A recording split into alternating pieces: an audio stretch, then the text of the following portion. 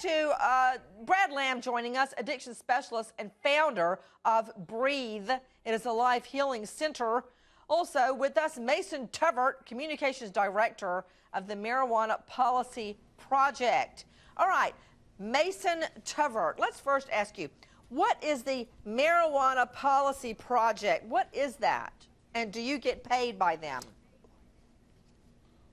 Well, yeah, that's my job. Our goal is to end marijuana prohibition and replace it with a system where marijuana is regulated and taxed and treated similarly to alcohol. It's a system that a majority of Americans now think would be a much preferable system to the one that we have. Okay, and again, in a nutshell, if you could, you think marijuana should be legalized because why? I mean, you do know it's addictive, highly addictive, right? Well, marijuana's addictive properties have been found to be actually pretty mild compared to not only alcohol and tobacco, but even caffeine. So, you know, the question is this. So do we are you really admitting need to be that it is criminalizing addictive? Adults, Nancy? You do admit that yeah, it's so addictive. is sex, so are video games. The thing is that well, you just you do not like you. the people that use marijuana. I disagree with you. You just don't like people who use marijuana, and you want to see them punished. Not it. But the fact is that they're normal people just like you. They enjoy using marijuana for the same reasons people like having a drink after work, and they shouldn't be made criminals for it. Actually, Brad Lamb, the reason I'm against the legalization of pot is because I've seen too many felonies. And I don't mean pot sales or growing pot like this guy up in Connecticut. I mean people on pot that shoot each other, that stab each other, strangle each other, drive under the influence, kill families, wipe out a whole family. The first time I ever had a pot case. You sound like you're from the 1930s. This female but I have to... Hold on, Brad. The first time I ever came in the first case, it was a plea, and there was this gorgeous lady standing in the middle of the courtroom crying. And I didn't understand. I said, well, what is this case? Somebody else was taking a plea, and they said she's a stockbroker. She got addicted to pot. She ended up losing her job, wrecked her car, couldn't make the house payments on her house. So her husband got custody of the children. So now she has no car, no house, no family, nothing. And the advocates for pot, to your point, sir, that's advocating pot, is they're so thin-skinned. On one hand, they're saying, hey, it's no big deal. It's not as addictive as alcohol or meth. It doesn't wreck as many lives.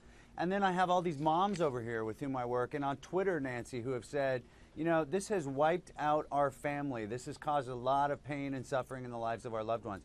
So the pot advocates have terribly thin skin, and I think there's really the pot profit motive that he's really advocating for more than anything. Brad, let me ask you a question. And pot does wreck a lot of lives. Sir, I work for a nonprofit organization. You're a treatment specialist who gets paid because people get referred to treatment when they get arrested for marijuana.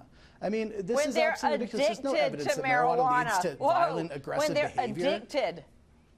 Let me correct you, Mr. Tuvert. 9%, when they are according to the addicted. Institute of Medicine. Okay, according to the Institute of Medicine, about 9% of people who try marijuana become addictive. Compared to the moral or ethical core of the work you do, sir. You know, just because you have a nonprofit doesn't, doesn't mean that you're doing meaningful work. Anybody can have a nonprofit. Sir, give me a break. Come on. The fact is that a majority of Americans are on my side because your side cannot come up with a legitimate argument for why we should keep criminalizing adults but if your for using a less harmful it's not substance as bad than alcohol. as meth or alcohol, that's a ridiculous Do you drink, sir? Do you consume alcohol? I Do you consume alcohol? I've been clean and sober for 11 years. You don't. You never drink. You don't hang out with people who drink. You absolutely are sober. I do. Well, you are one of the 10% of Americans like that. Well, do you think you know that what, Brad, I guess that makes addiction. you and me complete space aliens because the last thing I want is for the children, my twins, to see me boozing it up. I mean, when my husband drinks Diet Coke, Brad, I make him put it in an opaque plastic cup. I don't even want them to see him having soda, okay? If they want to make those decisions when they're 18, that's their decision. Yeah, you know, you do have thin skin, Mason is incredulous. you seem like you can't believe somebody can live without if you can see drinking me, or you being can tell. high. I mean, the thing is, you guys are spewing these claims from the 1920s and 30s that have been debunked by the largest health and science organizations in the world. But the Mason, World Health that's a lie. Organization, the Institute of National Medicine Institute on Drug disagree with Abuse you.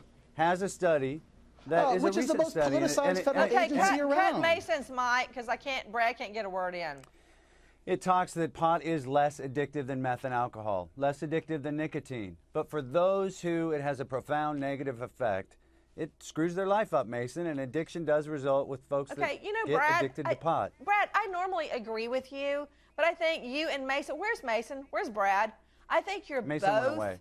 I think you're both missing my point, and that point is you seem to be offering me only a life where I've got to be drinking booze, or I've got to be smoking, or I've got to be high on pot. And you know what? I really think there's a different way to live.